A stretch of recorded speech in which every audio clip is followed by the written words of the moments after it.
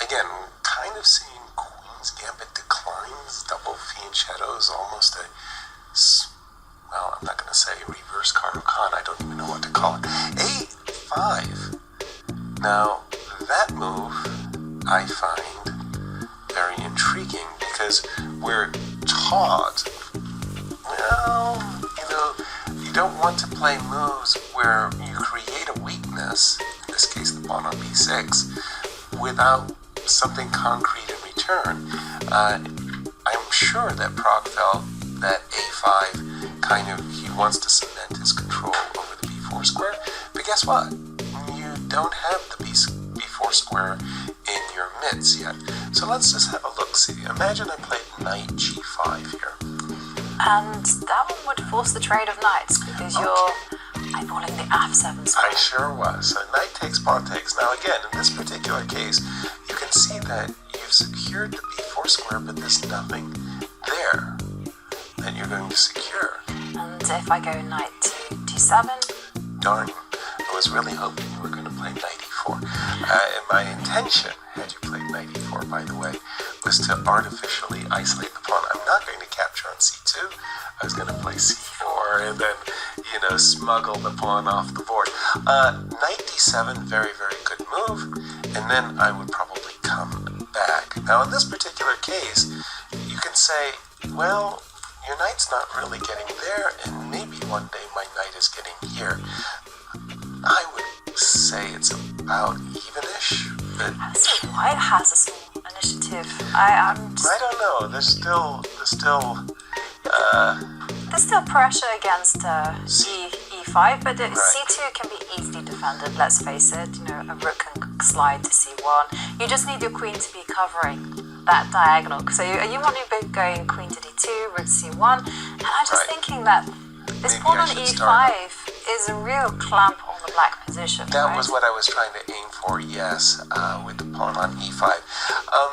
Okay, besides knight to g5, which might be time, it might be a timing issue.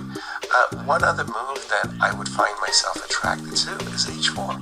Speaking my language here. Yeah, let's go. h4, let's go. We don't care about the g4. But it's, it was popular around about 2021, 2022. h4. Go h4, never a bad idea. Very good. We'll keep an eye on this one. We're going to go to the game of Anish.